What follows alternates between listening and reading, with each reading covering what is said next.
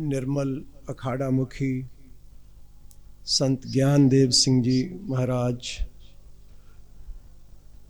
ये आपकी साथ देने से ये सब हो सका। सब साधु संतों के हम दर्शन कर सके। मैं अति धन्यवादी हूँ। महामंडलेश्वर श्री साक्षी जी महाराज और दूसरे भी जितने यहाँ महामंडलेश्वर आए थे, बहुत से उनको जाना पड़ा जल्दी क्योंकि प्रोग्राम बहुत लंबा हो गया। और सभी साधु संत जो स्टेज के ऊपर भी हैं, नीचे भी हैं, आप सबके चरणों में नमस्कार, सत श्री अकाल। मेरे मन में ये आता है कि अगर हमने धर्म को आगे लेके जाना है, क्योंकि देशों विदेशों में जाते हुए मेरे गुरु जी सतगुरु जगजीत सिंह जी कहा करते थे कि किसी देश का भविष्य, किसी धर्म का भविष्य नौजवानों पे होता है। अगर हमने नौजवानों को साथ में लेके चलना है तो हमें वो धर्म सिखाने की ज़रूरत है जिसमें सांप्रदायिक बांटे ना हो, वो धर्म जो एक ही हो जाए। तो सतगुरु गुरु नानक देव सच्चे पातशाह के चरणों में उनकी कृपा से, और जो हमें सतगुरु जगजीत सिंह ने सिखाया, धर्म कभी दो होते ही नहीं, संप्रदाय अलग अलग हो जाती हैं, हमारी पाठशालाएं अलग अलग हो जाती हैं, हमारी पूजा के ढंग बदल जाते हैं, हमारे वेशभूषाएं बदल सकती हैं, लेकिन धर्म एक ही रहता है। वो धर्म क्या है, मैं छोटी छोटी एक दो बातें करके ज़्यादा समय नहीं लूँगा। एक बार सतगुरु जगजीत सिंह जी, ये 65 की शायद बात है, तो जापान में गए हुए थे। वहाँ भी एक सर्वधर्म सम्मेलन हुआ, एक यूनिवर्सिटी में हुआ, शायद टोक्यो में था। तो हमारे डॉक्टर गोपाल सिंह जी एक बड़ी फेमस पर्सनैलिटी हैं, जिन्होंने गुरु ग्रंथ साहब का, वो पहले विद्वान थे जिन्होंने गुरु ग्रंथ साहब का इंग्लिश में ट्रांसलेशन किया था, वो भी थे वहाँ। तो वहाँ जो स्टूडेंट थे उन्होंने सबको ये पूछा कि ये बताइए कि सबका साझा धर्म क्या है।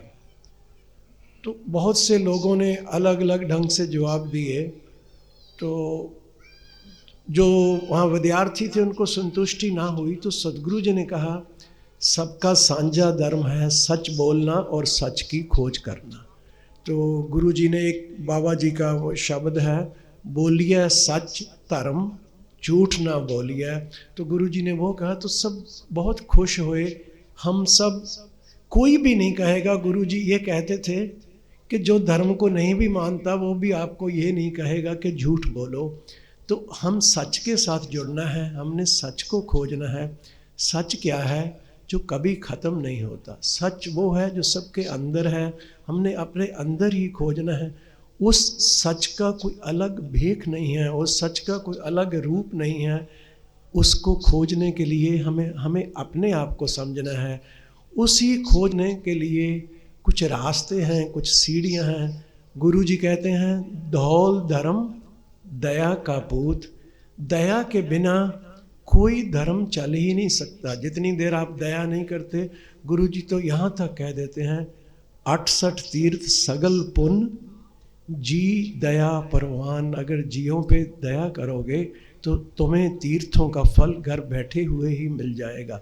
सो दया के बिना, सच के बिना कोई भी धर्म नहीं चल सकता। एक सतगुरु जगजीत सिंह जी का बहुत प्यारा वचन है। सतगुरु जी कहा करते थे झगड़े ख़त्म हो जाएंगे, अब किसी के हक की रक्षा करो, अपने हक का थोड़ा सा दान कर दो। सो ये चीज़ें हैं। धर्म तो एक ही होता है। धर्म जब हमने नई जनरेशन को आगे जोड़ना है तो हमने वो धर्म सिखाना है जिसकी उनको भी समझ आए। उस धर्म की रूपरेखा इंसानियत में से निकल के जाती है, और अब इंसान बनने के बाद ही देवता और उस परमात्मा का रूप बन सकते हैं। हमारी गुरबाणी में जो एक जगह पहुंच गया है जिसके अंदर से ईर्ष्या ख़त्म हो गई है। एक बहुत, आज गुरु तेग बहादुर पातशाह के चरणों में बार बार प्रणाम, जिन्होंने अपना बलिदान दिया धर्म रखने के लिए, जुल्म के विरुद्ध लड़ते हुए जिन्होंने अपना बलिदान दिया। एक उनका शब्द आज ध्यान में आ रहा था, अक्सर रागी गाते हैं, माई मैं धन पायो हरि नाम। मन मेरो धावन ते छूट्यो, कर बैठो बस राम। जब मैंने हरि के नाम का धन पा लिया तो मेरा मन जो है वो भागने से, आज सारी दुनिया में अशांति है, सब शांति चाहते हैं, और शांति जो है वो पैसे से नहीं मिलनी, वो आपको बहुत सारे तमाशे देखने से नहीं मिलनी, दुनिया घूमने से नहीं मिलनी। वो तभी मिलेगी जब आपके मन को विश्राम हो जाएगा। सतगुरु जी कहते हैं, माया ममता तन ते पागी, उपज्यो निर्मल ज्ञान। जब माया और ममता मोह भाग गया तो निर्मल ज्ञान मेरे अंदर ही उपज गया। तो अपने अंदर से ही मिलना है। तो धर्म का तो स्वरूप ये है, सनातन धर्म का भी स्वरूप ये है जिसमें कोई बांटे नहीं है।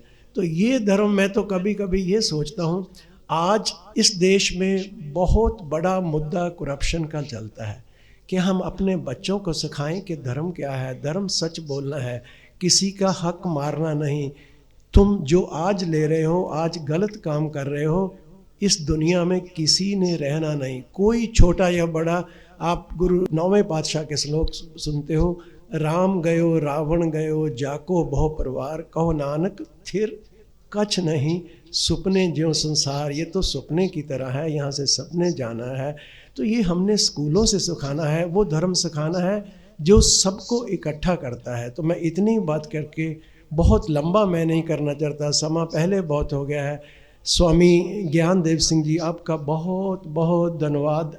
आपने हमें यहाँ आने का मौका दिया, यहाँ सब साधु संतों के दर्शन करवाए। इतनी बेनती करके मैं आज्ञा लेता हूँ। सत श्री अकाल, नमस्कार।